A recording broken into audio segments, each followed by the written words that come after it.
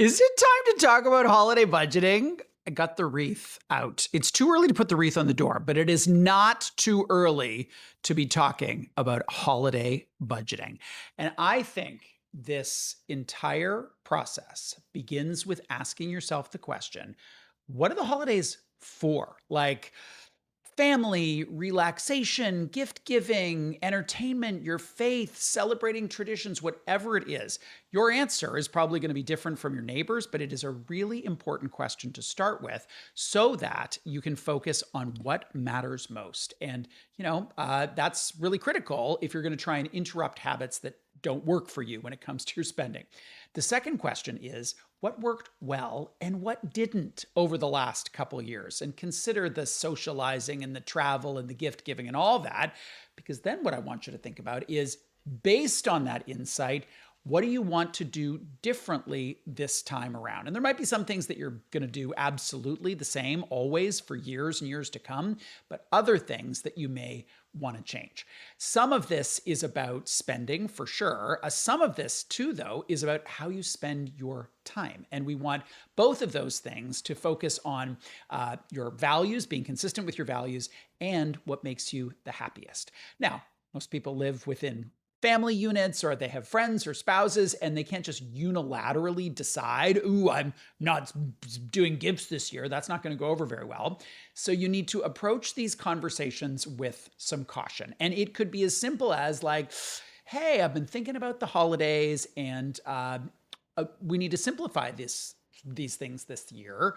Let's talk about priorities. Like that could be how that goes. People have some great ideas when you can open it up to creativity. So include other people in that conversation. And if it feels awkward, and it may well feel awkward, just blame me. Say you saw this video online somewhere, or you heard this thing on CBC radio, and blame that guy for basically forcing you to have that conversation. After you talk about these big picture questions, then yeah, you need some sort of a budget. And that includes all the things, not just the gifts, all the things. So that includes like clothing, hosting. Hosting can be pretty expensive. It includes travel and entertainment and like gas and babysitters. Hopefully includes some charity. For a lot of people, they see Giving Tuesday and contributing to charity being a big part of how they think about the holiday season. And then, yeah, there's going to be the gifts. So you're going to have line items for each of these things. Write them down. If you're someone who tends to buy yourself your own present over the holidays, put that down too. Just use a fake name. Like Larry, I'm getting a gift for Larry, even though you know it's for yourself. As a reminder, you can go back and look at credit card statements from years past and see, I forgot about that. But mostly what I want you to look for is, when did you actually pay off your credit card bill in full? And if it was in January, amazing.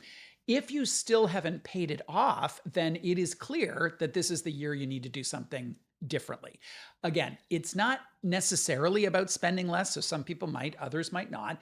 It's about aligning the spending with what you value the most. So you're going to put numbers on the list, take a deep breath, and then you're going to total it all up. And you're not going to like the total. You're for sure not going to like the total. It's why people don't do the list, because they don't want to see the total. They would way rather have their heads in the sand. So if you don't like the number, and you won't like the number, then you can do a bit of horse trading and take items off the list. Set priorities on the things that are really, really critical. That's option 1. 2 is reduce expenses in other areas of your life from now until the time that this debt is paid off. The third thing is to figure out ways to increase your income to cover the list. You want to have a plan, because I don't want you to be still dealing with this outstanding balance on your credit card in June. It's just going to cost you a ridiculous amount of money in interest. Couple of pitfalls to watch out for. This year, buy now, pay later is a really big deal, and that can be more convenient for people. It can reduce interest because the thing's not sitting on your credit card, but it may enable you to spend money that you do not have. So better for a lot of people than using buy now, pay later is something I call buy never, pay never. It's genius. Buy never, pay never. Love it. The second pitfall area is the sales. And we're coming into Black Friday. This is a really big challenge. Black Friday, total machine. Marketers know how to make things seem irresistible. Our brains love the comparison of 40% off. Oh my gosh. And you may have heard me say this before. When you don't buy the thing, you save 100%. You can save 100% on Black Friday by not buying the things. Now, I know a lot of people are going to have a hard time making these changes. And I think it's for sure critical to acknowledge that the holidays are a very emotional time. There's a lot going on for people. And change is scary. So even just having this conversation about resetting expectations can be really, really scary. I get it. I really do get it. And I recommend you do it anyway. Do it anyway. The second thing that I'd say about the emotional, or at least the less logical components, is the dopamine connected with shopping. This provides a spike for a lot of people, and it can be particularly challenging if you've got ADHD or another mental health issue you're navigating. So just acknowledge that there might be something else going on for you. The third thing is gifts aren't love. There are many different ways that you can show your love, and it doesn't have to be in gifts, doesn't have to be expensive gifts. We have been working on breaking this tie between gifts and love with food for a long time, like gifts and love and food and love. We can break those ties. It doesn't have to be one equals the other. Now, I'm probably going to have a hex put on me from some people who are like, yes, gifts are love. You will buy me the thing. The final thing I want to say about the emotional dynamic and how that relates to spending is to acknowledge the paradox of this. So these are emotional times. For some people, they're filled with joy. For others, they're filled with pain. Like there's a lot going on. So there's that, and overspending is overspending. The thing is, we just find it easier to justify during the holidays because the children, because the charity.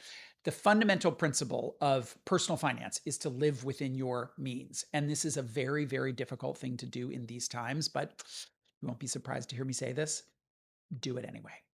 And you'll be admiring my really great wreath my kid made a whole bunch of years ago. And it's a part of our holiday tradition to put up this wreath. Though it isn't a part of my tradition to wear it like a necklace, I think that may begin today. Happy holidays. Happy holiday budgeting.